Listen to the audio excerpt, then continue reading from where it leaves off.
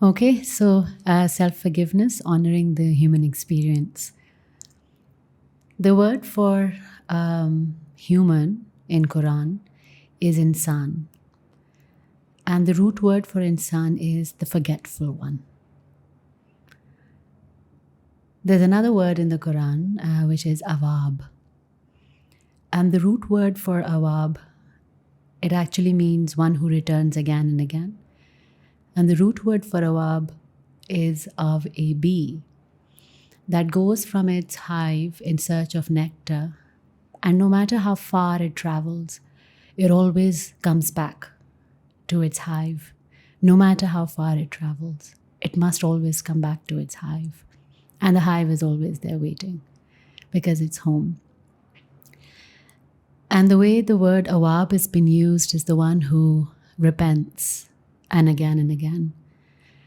And I love how repents in this context, when awab is spoken of, is not somebody who is condemned. It's not somebody who is deemed guilty or held accountable. Simply somebody who returns again and again.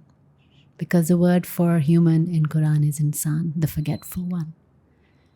And so in our being human, we forget the fact that being human is one of the most beautiful, not one of, it is a very, very difficult experience.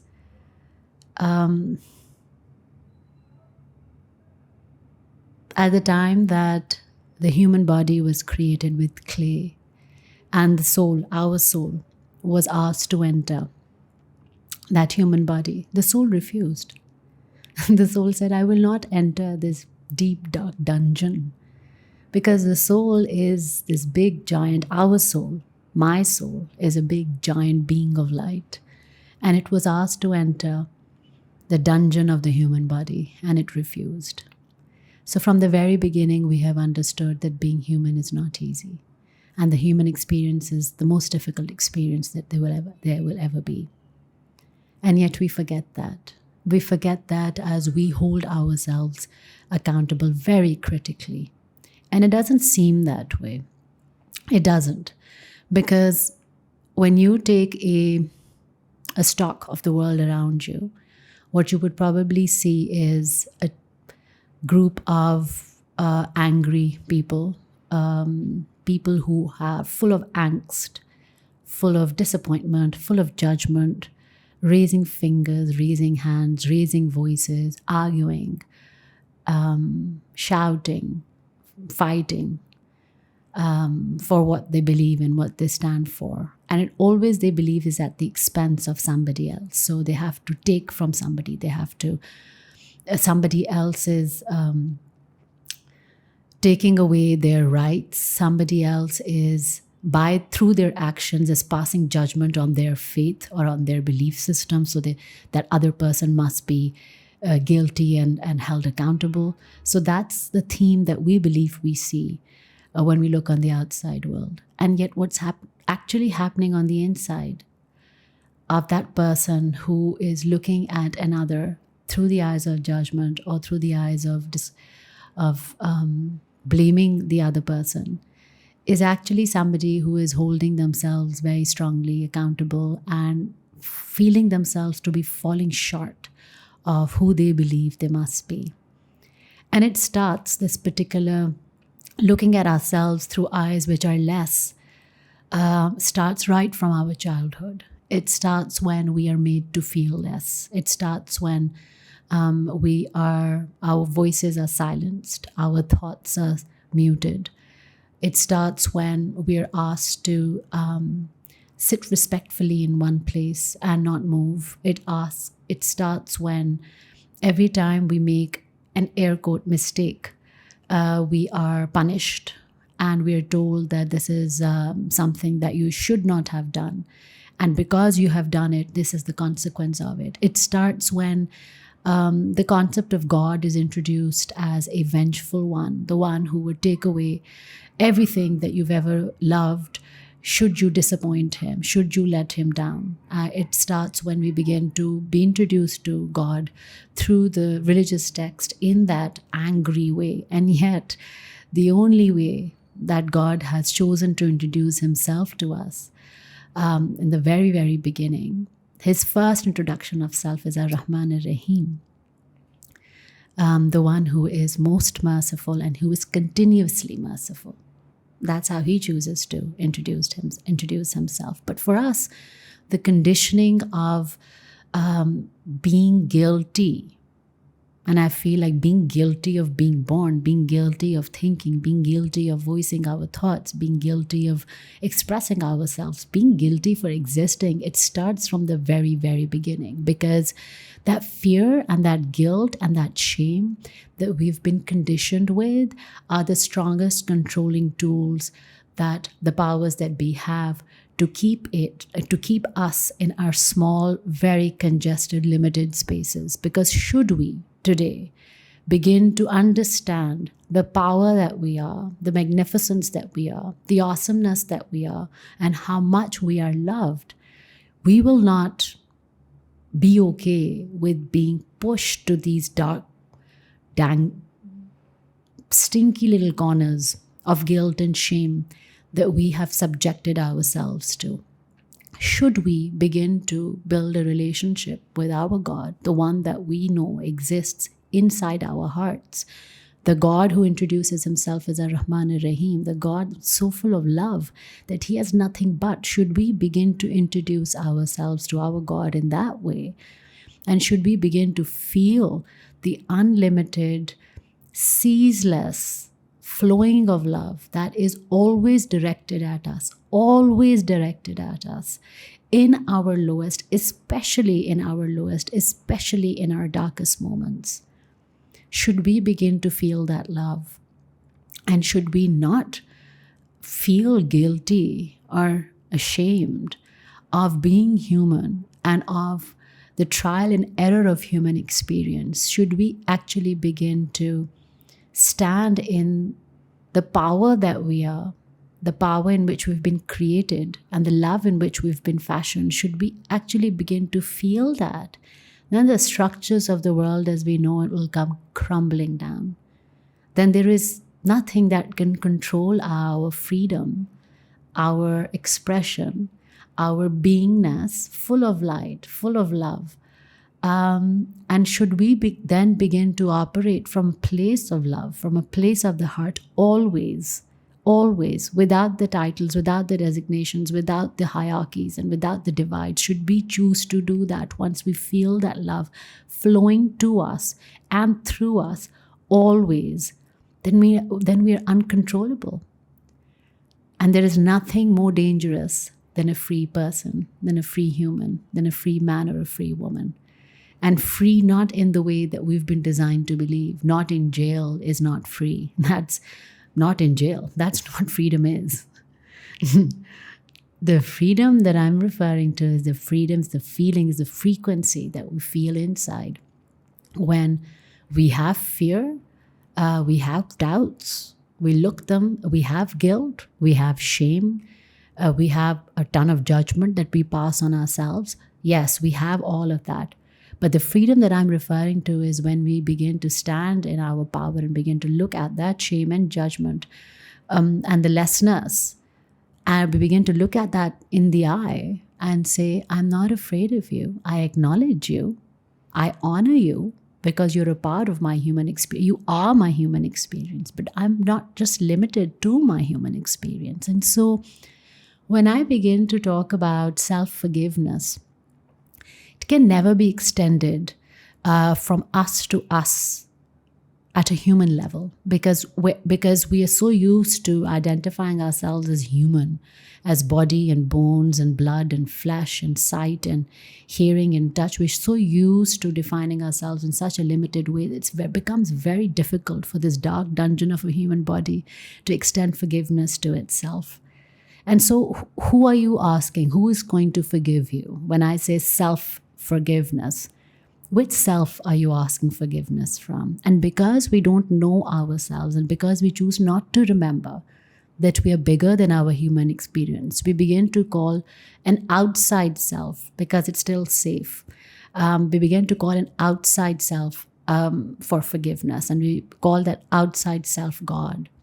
But if I were to say that there's no outside self, the higher self, or the self that I'm referring to, the soul self, the one in which God, the source, the creator, has breathed his life force in.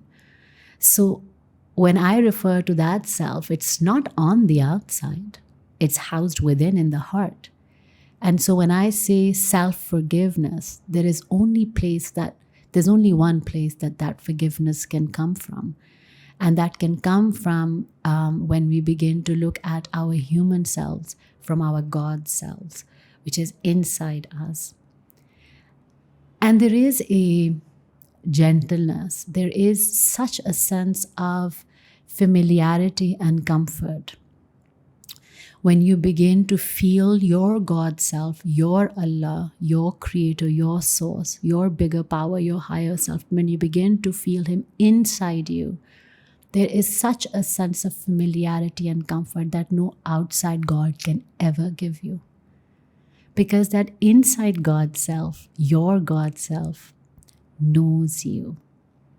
It knows the unsaid, unspoken, sometimes so horrific that you've not really even consciously thought of it, thoughts. It knows you. It knows you in your deepest, darkest spaces. It knows you. It knows you.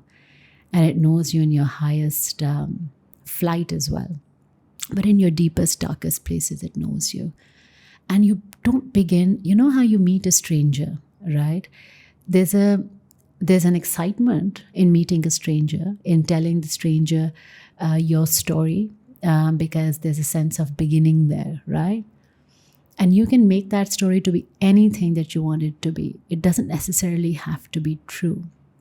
So it's still safe. It's still easier to believe that there's a God that lies outside ourselves because it's a stranger God. Let me tell that God what I want. Let me tell that God how I did not mean to do that thing. Let me tell that God that, my God, I was feeling so afraid and therefore I acted in that bad way. And then let me ask that God for forgiveness. It's safe, right? It feels safe because you can tell that God anything that you want him to know, and any version of your truth. But if that God is living inside you, then you can't hide and you can't fake it. And you've got to be real. And so there's that part. There's the fact that there's a sense of familiarity when you have a God, when you begin to tap into your God self or the self within you. And that sense of familiarity can both be frightening because there's no outside force anymore. It's all you. But it's also freaking liberating because you don't have to tell that God any story anymore. You don't have to tell that soul self any story. It knows. It knows.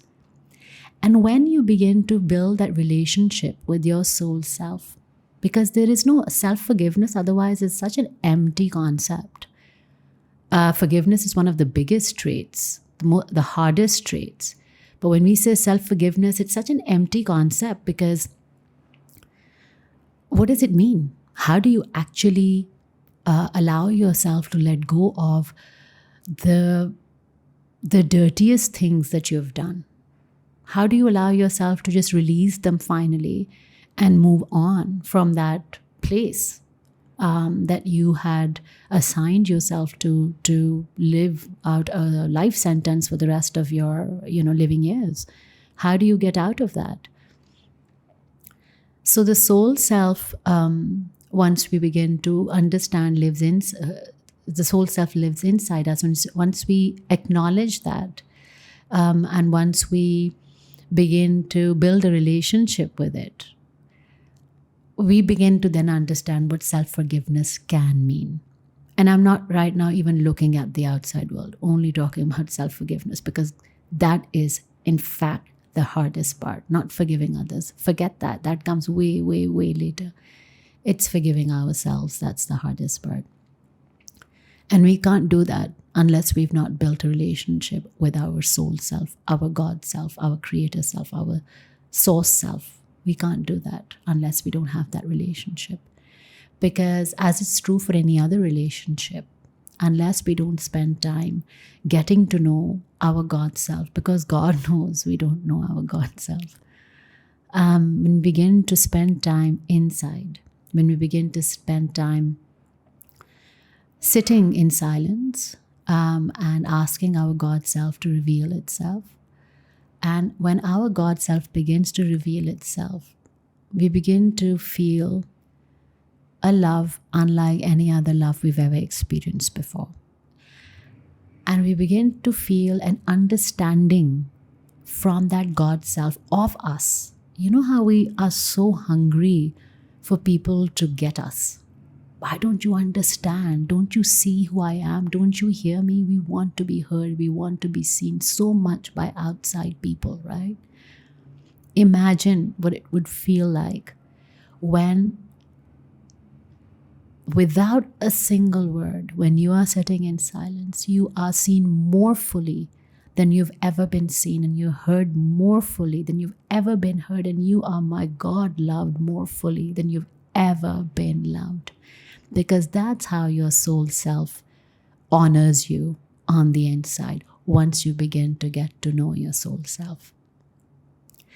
It's an honor that soul self extends to you. The honor of getting to be known by you. Because it's almost as if the soul self has been, your best friend. I don't know what other title to give it, what other term, but your best friend who's been sitting with such patience from the day that you were born in the hope that you would lose your way back home, and knock on its door and say, hello, I've come to meet you. That's how our soul self, how patiently that soul self has been waiting. It's not been waiting idly for us to come to meet it. No, it's been loving us and loving us. It's just like this big, on a really cold winter night, imagine this big warm oven of warmth with like cinnamon buns or whatever you like, gajar ka halwa ki smell, constantly wafting out from that oven on a cold winter night, constantly. And if we think of our life, which most of us have lived our lives as such as one cold winter night, with occasional bursts of warmth, of course, and not to be too dramatic. But it's that oven of love with cinnamon bun smells, that beautiful surrounding you at all times. It's always been there. It's always been emanating that from that place of warmth. That's how your soul self, your best friend, how patiently it's been sitting there waiting for you to come home. Come home back in. And so when you knock at that soul self door, and the soul self door opens the door, and you sit with it, it's very unnerving in the beginning because it's like meeting yourself. The most beautiful version of yourself, the most loving version of yourself, the most abundant, the most ripe, the most full, the most brilliant, and the most kind version of yourself for the first time. For the first time. And as you begin to spend time getting to know your soul self, you begin to understand yourself. You begin to know yourself. And seriously, it's the conversations. It's like you're sitting with your best friend without words. If you want to use words, great. But it's like having that conversation with your best friend who you'd never even known existed. And now that you've found that best friend, there is no way you're letting it go. But my God, the stories you have to tell. And you begin to realize that as you begin to tell your story of your life to your soul self, and the soul self begins to help you understand the why. Because that's what we've fought against our whole lives, right? Why? Why did it have to happen that way? Why me? Why at that time? Why could I not have that? Why did that have to fall away from me? Why did I have to lose it? Why did I not get there? I thought that was the best, most perfect thing for me. Why could I not hold on to it? Why was it taken away? Why? Why me? And the soul self will tell you why. There is no other, the soul self will tell you. And as you begin to go from one incident to the other, starting right from your childhood, and you, for example, like I did, so these are the conversations I have with my Allah. So inside. And so, why did I have to go through such a difficult childhood? Why did I have to go through such hurtful, painful years since? Why have I made such hurtful, painful choices? And in that moment, I become very specific. Tell me, help me understand why. And because that soul self knows you like nobody ever will and nobody ever has, it begins to tell you why. It's like, it says to me, it's like, Madiha, remember how when the first time you made that very painful choice, remember the years that you had spent before it, and remember this had happened and this had happened and this had happened, and you were carrying so much anger and you were carrying so much bitterness and you were carrying so much pain, and all you wanted the first time you made a truly hurtful choice for yourself, all you wanted was for somebody to tell you that no matter what you're doing, no matter how ugly your behavior, no matter how badly you are acting right now, I love you anyway. You wanted somebody to say that, didn't you? And I was like, how did you know that? I didn't even realize that. And said, I know you. That's all you wanted. And then I go to another incident, and what I begin to realize, and what we begin to realize when we begin to talk to and speak to our soul self, is that all the awful things we believe that we have done all stemmed from this burning need to be loved anyway. That's it. That's all we've ever wanted, to be loved anyway. Isn't that true though? We would act in the most uncharacteristic way sometimes, and sometimes we would own the tags that we're given. For the longest time, I owned the tag, and I proved it to be as such as well, that I am an aggressive, rude human being. And I mollycoddled it to myself by saying, no, that actually means I'm very forthright and I'm very straightforward and I speak my mind and no matter what. But no, aggressive, rude behavior. And when I speak to my soul self and began to understand that those tags were given to me very, very, very early on by the people that I loved. The tags which said, you don't have what it takes to be a true girl, true woman. You don't have girl-like qualities. You're too much of a complete vagabond. And you don't know how to behave. You don't know how to act. You don't know how to speak. You're too loud. And so I said, okay. And I didn't do it consciously. That's what I understood later. I owned those tags. I would steal. I was a kleptomaniac. I would steal from my parents. I would steal from my school, from my friends at a very early age. And that continued way into my into my teenage years and my young adult life a little bit as well. Lying, because I was called a liar. And I was reminded of the fact that I was a liar very often, very consistently. And so I owned it. And I've spent a lifetime being a liar, being a cheater, being a thief, being an aggressive human being, being rude, being very sharp of tongue, being having that, that's who I've been. Because those are the tags that I decided to own for myself. And I've spent a lifetime proving that, yes, I am all of these people. And yet when I spoke to my soul self, when I do speak to my soul self, and the soul self tells me, Madiha, all you've ever wanted. And as many times, say I've, maybe I've lied 100 times, I'm just saying. 100 times, I'm sure it's way more, but like 1,000 times. At any point, at even 900 and whatever, 99th time, I've wanted somebody to say, at the time that I was caught in my lie, I have wanted somebody to say, hey, that's not you. That's not who you are. Tell me what's really going on. Nobody asked me that question. Nobody asks that question. So you see the behavior, the human behavior. You see an angry person. You see an addict. You see a cheater. You see a serial liar. And nobody asks, hey, what's going on? Why are you in so much pain that you're acting this way? Or what do you really need? What need do you have that's not being met? Who is not meeting your need? Tell me, talk to me. Nobody asks that question. They focus on the behavior, but they don't ask the question. And because there's a gap between that behavior, the only time that there's a destructive behavior of any sort that we relate to being human, the only time that emerges is when we have an innate need that's not being met.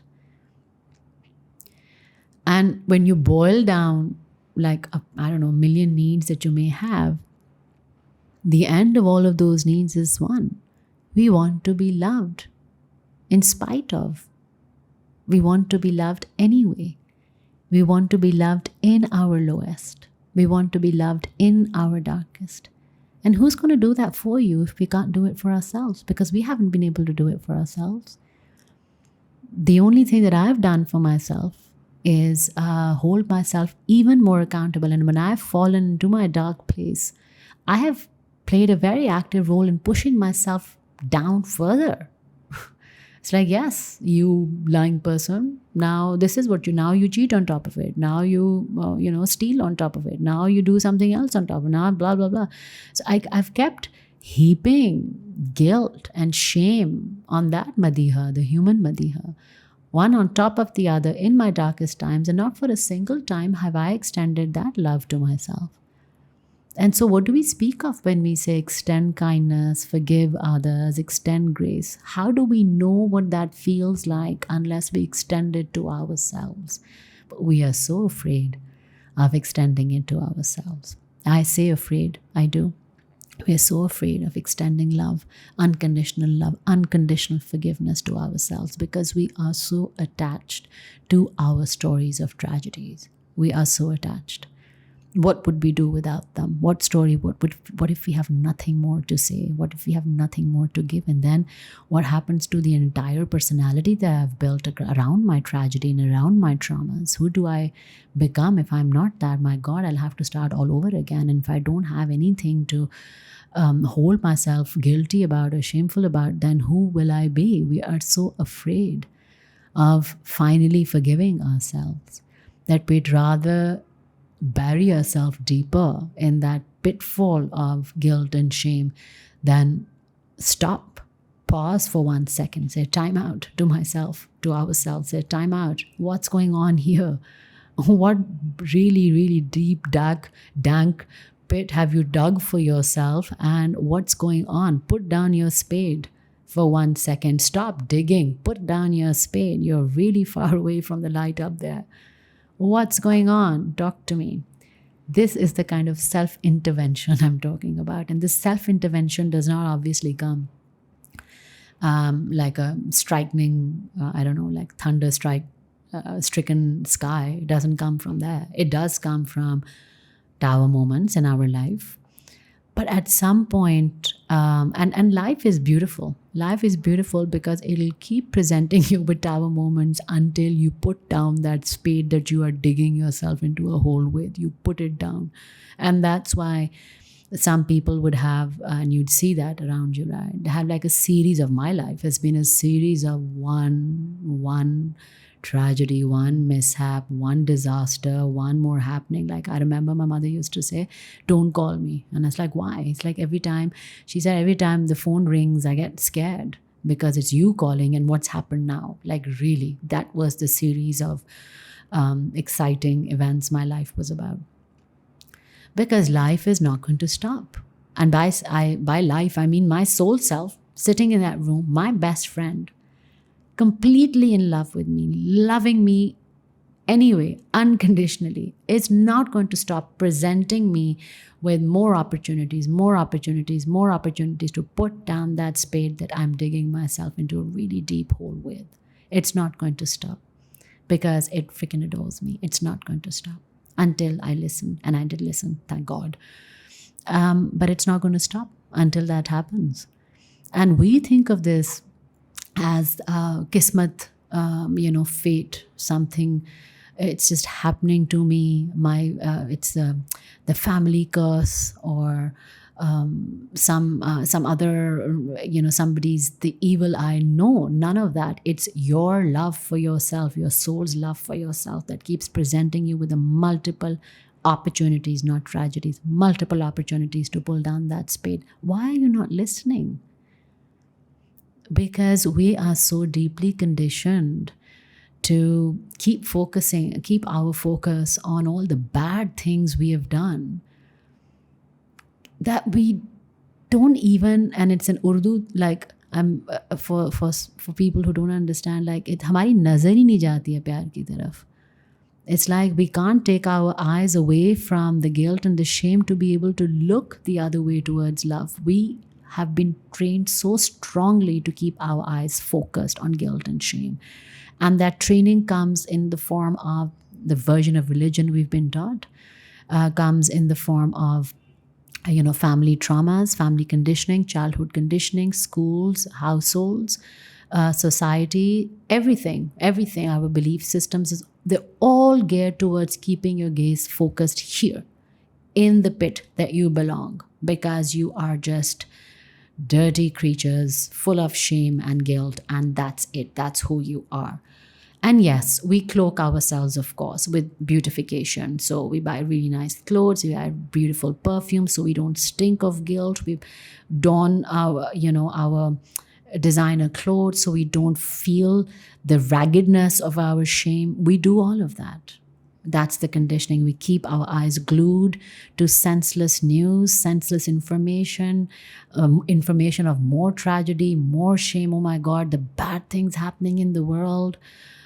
Because it just keeps us in that loop of guilt and shame, and our eyes right here, not there where love is, but right here where shame and guilt is. Because should this spell be broken,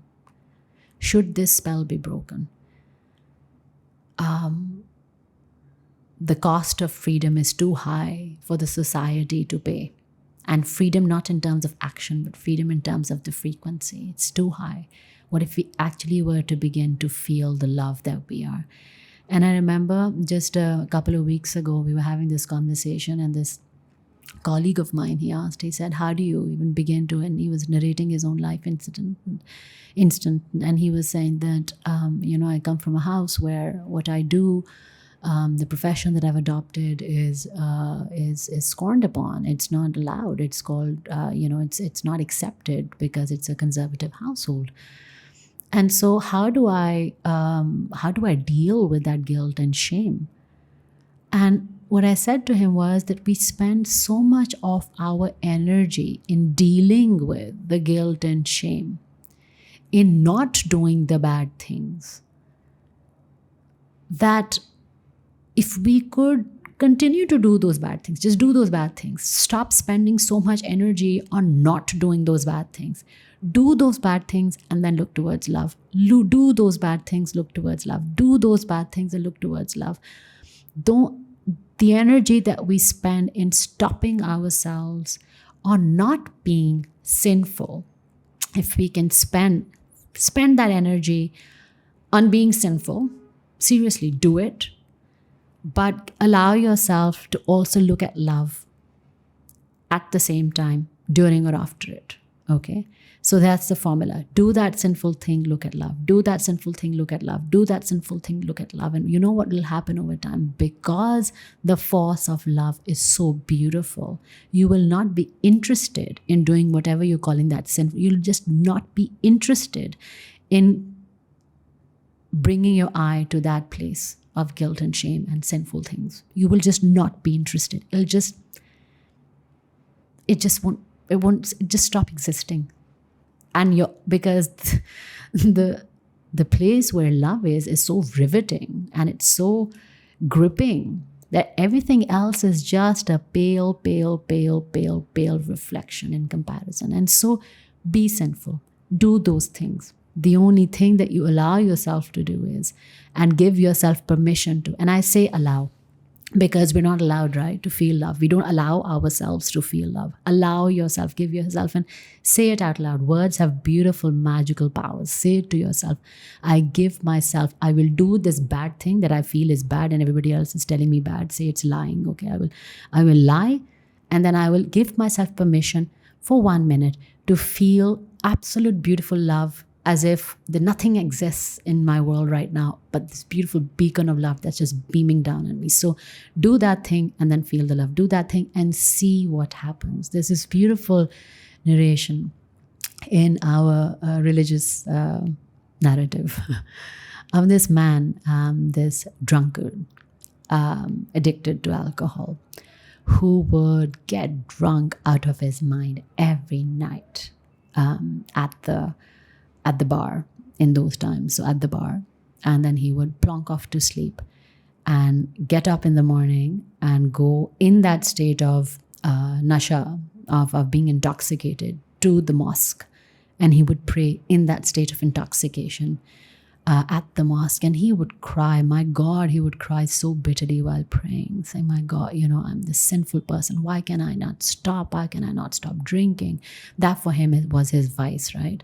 So why can I not drink? But he would do it every night. Every night he would get drunk. Every night in the morning he would go to the mosque and he would say his namaz and would just cry bitterly, and was so convinced that he was the most sinful human being and that he would never be forgiven by the outside external God. And then one night, and he was just, as time passed by, he just fell deeper and deeper in despair, because the hole that he was digging for himself of guilt and shame just kept getting deeper and deeper, because the feeling of guilt and shame was so strong. So one night, drunk out of his mind, he lies down on his bed and he says, you know what?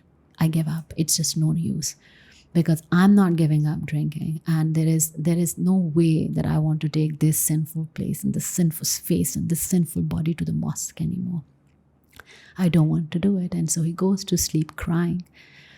And he's woken up after Fajr in the morning by an angel, it says in the religious narrative, by an angel who comes and says, dude, why are you not at the mosque? And he goes like, I've been in a constant state of intoxication. It's been years of my life. And I'm just so guilty. I'm so ashamed of showing up in this state, at the house of my God. And he's never going to forgive me. It's like, dude, the angel says, dude, your God is like waiting for you at the mosque. It's like, dude, where's my favorite namazi? He's not here, because I love the fact that he keeps coming back to me, Awab. He keeps coming back to me again and again and again and again. Love that fact. I love the fact that he keeps coming back again and again. So he's waiting for you. Get your stuff up and go to the mosque. Your God's waiting for you. That's it. Yourself, your God, the one here, your best friend, is patiently sitting there waiting for you. And so the entire discipline of purifying your life makes no sense to me, because what that discipline tells us is stop doing the bad things so that you can feel God's love. That's not going to happen in the human experience. It's not a linear journey. The bad things, the shadows, our vices are what makes us human. That's the human part of us. And God's love is because of it, not in spite of it, because of it. Because we chose to come into these bodies, these magnificent souls, we chose to come here. For that we are loved. For that we are honored. For that we are revered. That's God's love for us. So not in spite of, but because of this human experience. And so this discipline of purification doesn't make sense. How I would break it down would be, if there's any purification to be done, it is the fact that allow yourself, give yourself permission, because you have free will. So as a human being, give yourself permission to do that bad thing or bad things, but also give yourself permission to feel the love of the Creator within you. And it's only when you begin to feel the warmth of that love, then your interest in those bad things and those things which have been hurting you and hurting people that you love, your interest in those things will just begin to wither away. It's like, it's not exciting anymore. It doesn't have the same thrill anymore. The thrill that I'm getting here, it doesn't have that thrill anymore. But to get there, we have to look at ourselves as not limited to being humans only, but a soul having a human experience. B, we need to understand that that soul is in fact not an outside entity, but our God, our creator, our source inside us, who knows us more intimately than any other outside God ever would. And that source inside us, that our soul self is so madly, crazily adorbs, in love with us, that there is nothing that you can do to change its mind about you. That's what we try to do, as human beings also. We test other people. When we are feeling really, really, really bad about ourselves, we begin to test the people around us. Say, let's see how much they love me. Let's see if they love me, if they do this. Are they still under me? There's a barometer. Are they still loving me? I've done this. Now I'm going to do this and see. And I'm going to do this and see. And most people fall short because what you're expecting from them is not something that even you can give to yourself. You can't even love yourself through your bad times. How are you expecting another human being to love you? How are we testing other people, people's love for us? Just because we've not been able to extend it to ourselves does not mean that we trust other people's, because it is hard. It is hard being human. It is hard being in our bodies. It is hard being limited, and it is hard having free will. I know I keep talking of free will as a gift, and it indeed is, but it is hard making the choice to love yourself. It is hard. It's a lifetime of conditioning. It's a lifetime of experience. It's a lifetime of guilt. It's a lifetime of shame that I'm myself still processing. I remember, and the biggest source of guilt and shame that we have now identified, and we always had it, is as a parent. My God, the guilt and the shame the parent has of not doing right by their child. And there's nobody who doesn't remind them of it, whether it's Instagram posts or like your friends or your relatives or your mothers or your just the people around you, your children as they begin to grow up. You did not do right by us, mama. This is what you did. I've done that to my parents also. So there's nobody, everybody tells a parent how awful of a job, how they've completely fobbed it up. So one of the biggest, strongest source of guilt as a human in having the human experience is through the experience of being a parent. And we are judging ourselves most harshly and most critically through it all. We don't even need another human being. So in that affair, as a parent, I'm still trying to forgive myself for it, because it's my choices when I was acting from a place of lessness and of pain and of guilt and of shame. How I brought that to my parental role was extending that through my behavior to my kids. That means that because I was not seen and heard, I refused to see or hear my firstborn son. I did not want to have that child. So when he was born, for the longest time, I ran away from him and emotionally ran away from him.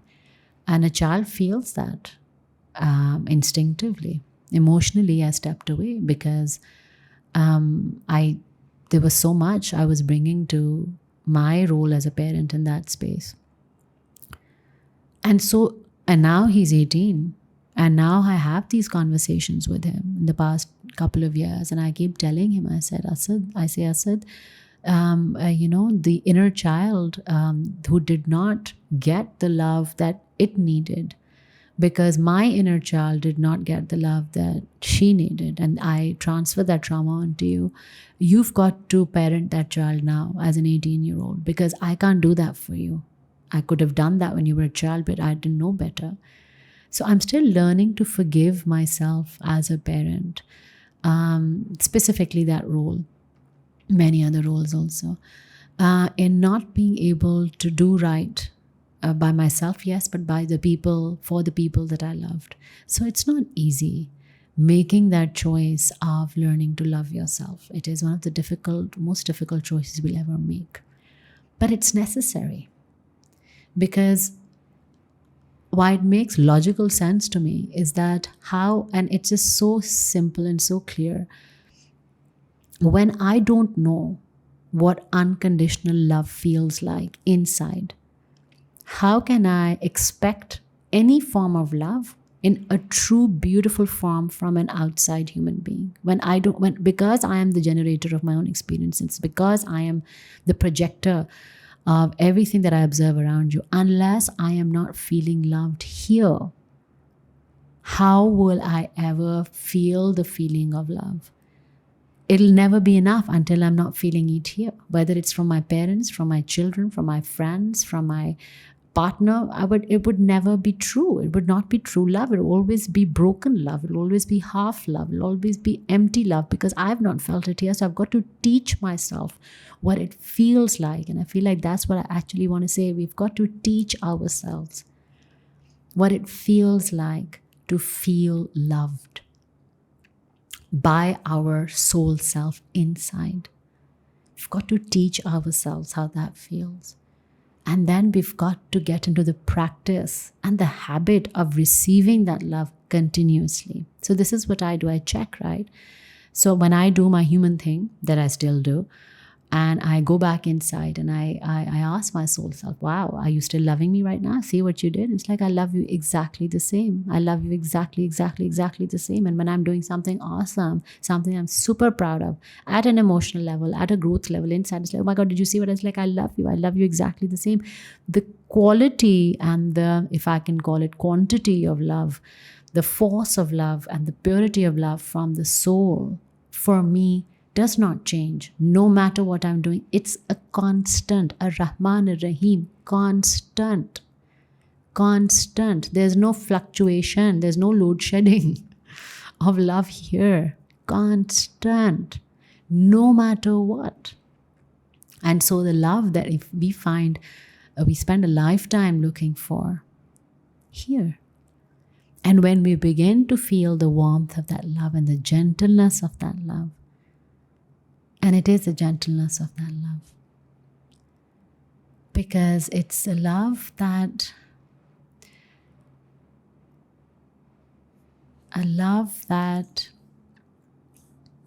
softens you, a love that softens you back into light. I don't know how else to put it, because we've built such hard shells through this human experience, through the choices that we've made, that my soul self has had to sit with me for a long, long time to soften me back to light. And it's still at it, because God knows there are a lot of shells, but at least I know what it feels like. And the more I know what it feels like on the inside, the more I understand what it doesn't feel like on the outside. So whatever we're calling love, in whichever relationship, it's easier for me and for us then, once we begin to feel that inside, it's easier for us to recognize that it's not love. It might be control. It might be control. It might be a need to be looked at. It might be a desire. It might be a need for validation. It might be an attachment. It might be, somebody drowning and holding on to you for dear life. It might be all of those, but it's not love. And in parallel, you also can feel the real love when it comes, because that feels familiar. That feels familiar because I felt it here. So how will we then be able to distinguish love if we don't feel of love from pain? Because the distorted form of love is the shell that we wear to hide the pain and to hide the guilt and to hide the shame as humans. So we need to be able to tell, right, of what form of love it is that we're receiving. How would we be able to do that unless we haven't felt it here? So that's on the love part. And then with it is, how would we be able to understand, how would we be able to ever forgive other people for being human? And I don't even want to say any other thing. Not for, and we have, okay, what should I forgive them for? Okay, forgive them for cheating, forgive them for lying, forgive them for not taking care of you, forgive them for gaslighting you, forgive them for being narcissistic, being abusive, being controlling, being physically abusive, being sexually, forgive them for what? Well, like, there's a list. And all I'm saying is forgive them for being human. And there is no way we can extend that forgiveness to the people that we love as much as we want to. There's no way. There is just no way we can we can extend true forgiveness to the people that we love unless we do not extend that true forgiveness here.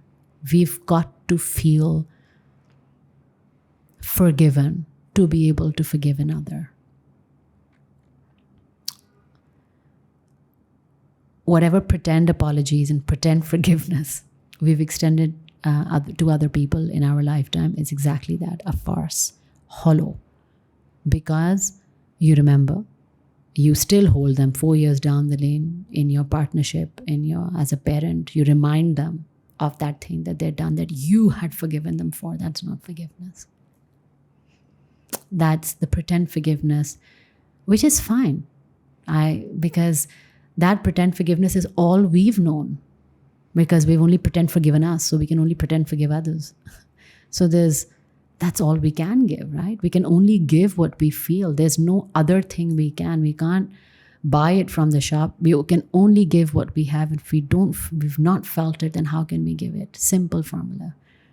And the feeling of forgiveness for yourself can only come once we've built that relationship with our Creator, with our soul, with our Allah inside us, our best friend, and get into the practice of feeling that love every time you do a bad thing, especially feeling that love anyway on a daily basis. So what I do is, but especially when we've done something bad, go running back inside. And it's a very visual, actual, like a somatic thing for me, because that's how I visualize it. I go running back to my Creator. It's like, this is what I've done. And you hate me. It's like, I love you. I was like, what?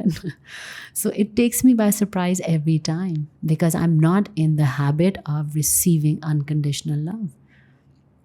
And so to get myself more familiar, and I'm teaching that to myself at 43 years of age, teaching myself what it feels like to be loved. I didn't know. So what I do every morning is, and I was sharing that with a friend, I'm in bed. And I do not get out of bed until I feel loved by my Creator. It's true story. So what I do is I imagine my thoughts, because you wake up in the morning and there's an entire like entourage of them. So I imagine my thoughts like bunch up as a ball. And I imagine that light ball drop down physically into my heart space, and my heart space opens as a lotus flower, emanating like a burst of light. And that's where I meet my soul self. And that's Allah Ta'ala for me. So I'm like, hey. So it's like, Allah Ta'ala, okay, so I'm up. And it's like, I see that. So I said, okay, Allah Ta'ala, now you're going to hug me, you're going to kiss me, you're going to tell me how much you love me. And मैं उनसे पपियाँ कराती हूँ, मैं उनसे जपियाँ कराती हूँ. And until I don't, like, I say, Asha, now hug me, tell me how much, tell me you love me 1,000 million times. So until I don't feel that beautiful, gentle, awesome, safe, stunning love from my Creator, until I don't feel that. And over time, it's become simpler to feel it, easier to feel it, alhamdulillah.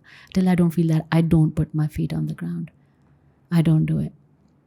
Because I'm not going to start the day as a human, which is very, very difficult as it is, without feeling that sun source of love from my Creator. I'm not going to do it, because I can't do it. I can't do it anymore. I cannot show up in the world as a painful, hurting, raw flesh of a human being anymore. I cannot do it. I cannot make choices from a place of pain anymore. I cannot hurt other people anymore. I cannot hurt myself anymore. I can't do it anymore. What I can do is, and then I say to myself after I've felt that waterfall of love, waterfall fountain, meaning I feel like this gush of love, and I feel it envelop me. After I've done that, Then I say to myself, this is the intention that I said, I allow myself, and now I'm going to allow myself, I allow myself to experience this day and experience all my human interactions and all my experiences through the eyes and the heart of a 7-year-old full of love, magic, and wonder. And I'm so excited. So that's how I've allowed my soul self. And with it, I allow myself to be human and to honor my human self. So that means there are a million times in the day when I will fall short, that I will not act from a place of the soul because human. And so now that I've given myself permission to be human, that means when I'm in my human self as my human behavior, I have the grace to extend that leeway to my human self and say, okay, this is you being human. Now, and it's easier than for me to look at that behavior as the human behavior as opposed to my behavior, which is now going to tag me, and now I have to live with this behavior for the rest of the day because I have done this in this interaction. Now the whole day must be ruined. No, you have been human in one interaction in this moment. Please deal with it. Contact your soul self, see how much you're loved, forgive yourself, move on as that 7-year-old leaping, jumping, skipping to the next moment. It's an ideal strategy. It works sometimes, not mostly, but I'm working. It's getting better. It's getting more interesting. It's getting easier. And that is what I had asked my best friend also, Allah Ta'ala.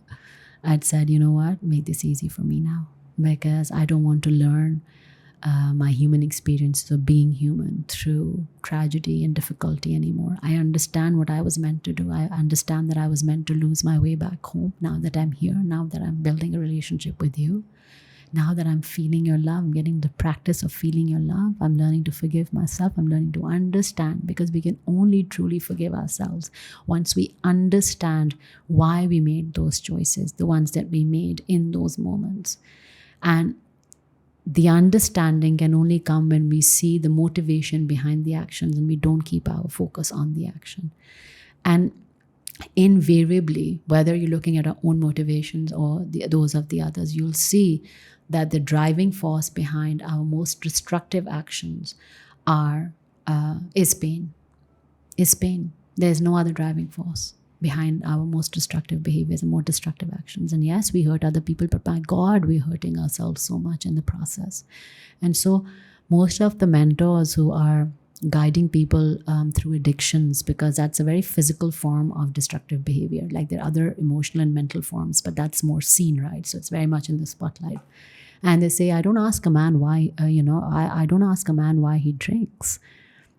I ask a man as to what is missing in his life that he's trying to fill through his drinking.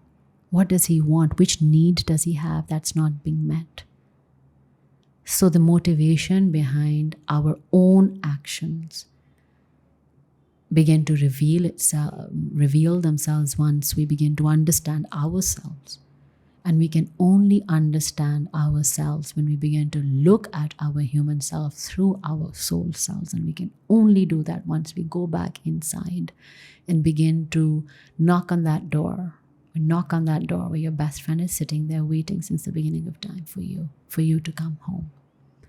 And when you meet your best friend, the first moment that your friend opens the door inside, your Allah, your creator, just from the first moment, does not ask you any questions, does not ask you where you've been, why have you come so late. No question. The only thing that your creator does is opens his eyes like, come here, baby, come here. I've been waiting for you. I love you so much. Imagine. That's the first greeting, the last greeting, and the only greeting you'd ever get. Every time you go back to your creator inside, no matter where you have been, Avab, no matter how far you have gone, come back inside as often, with a gentle reminder to ourselves that we are insan, the forgetful ones.